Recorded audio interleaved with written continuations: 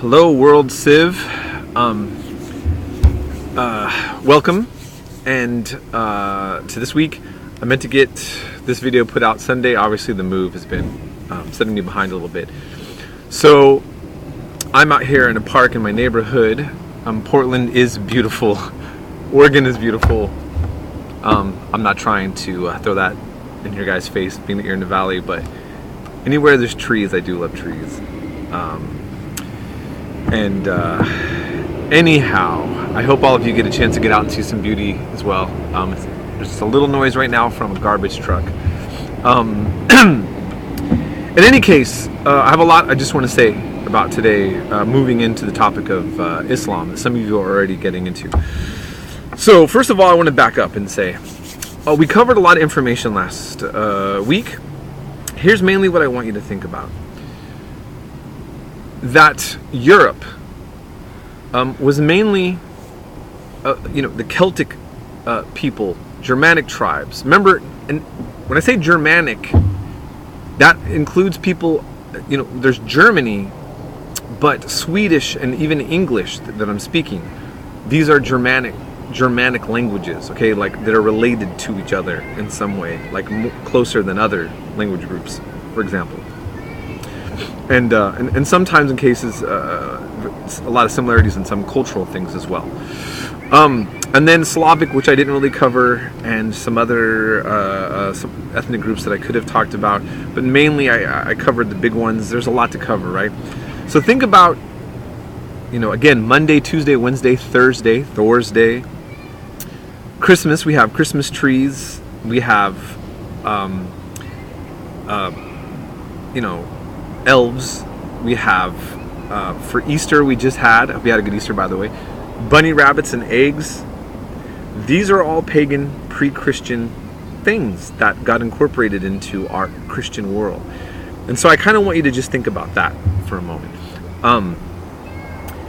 And then I did a long discussion of these church councils and the creation of the Bible. Here's also what I want you to think about. Christianity developed over a long period of time and in many different ways and through these institutions as it got integrated into Rome. And we don't get to cover the Reformation in this period that I covered, because we're going to talk about later the 16th and 17th centuries, going later where the church gets more and more challenged. But the kind of Bible-based Christianity that we have now is really something new, although it feels like you're going back to the old days. What I'm just trying to show you is that going back to original Christianity is a murky road to go into, and that the variations of Christianity that exist in the world are based on this complex history. And just debating over the very nature of Jesus's relationship to his humanness and to divinity was something that has been very contentious in the Christian world. So, something I just wanted you to think about there.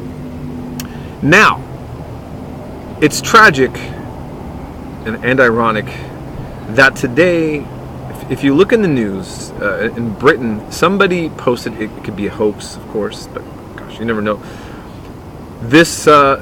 There was a manifesto basically put out or something like that this was supposed to be Punish a Muslim Day in the UK.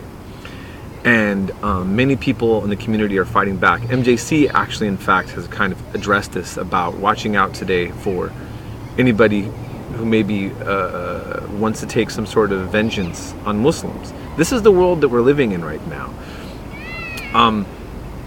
And we do see within the Islamic world individuals acting according to following Islam and using it into integrating violence and political objectives into that. And as we've seen, this has happened within Christianity. Currently, when we covered Buddhism, I don't know if you saw the last announcement I had, in Myanmar / Burma, over 500,000 Muslim Rohingya people have just been ethnically cleansed from a Buddhist majority nation. And we're talking about using extreme violence and rape by the military there. A Buddhist majority doing this to Muslims. And my whole point is that communal violence and sectarian violence and these kind of tensions in when we look at history have always happened. You know, when there was the plague, Jews got blamed for it. Jews got blamed for a lot of things, in fact.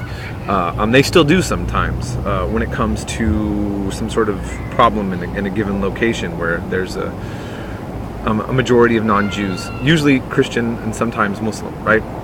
Now, I think this is an opportunity for us to try to think about the importance of this class, about being aware of history and thinking about the kind of person we want to be.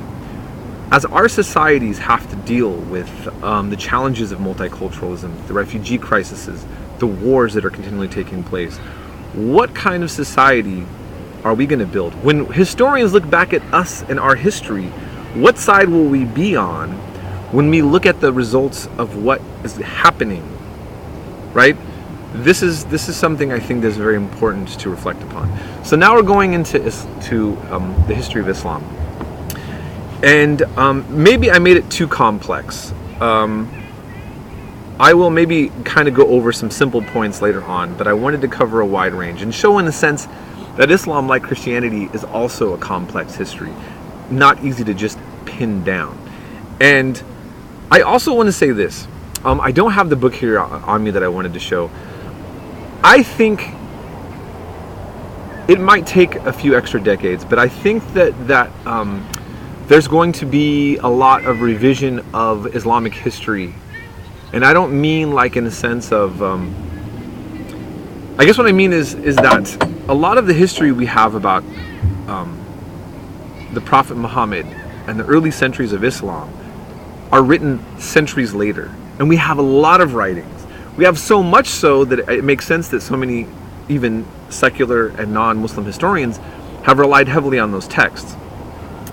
But the more research I've been doing, it just seems like I kind of feel that we're going to see some slight alterations, not of dealing with the beliefs of the religion per se. That's a different topic, the theology, the truth value of the revelations and all of that, but the actual development of events within Islamic history, I think, is maybe understood differently perhaps in the next few decades.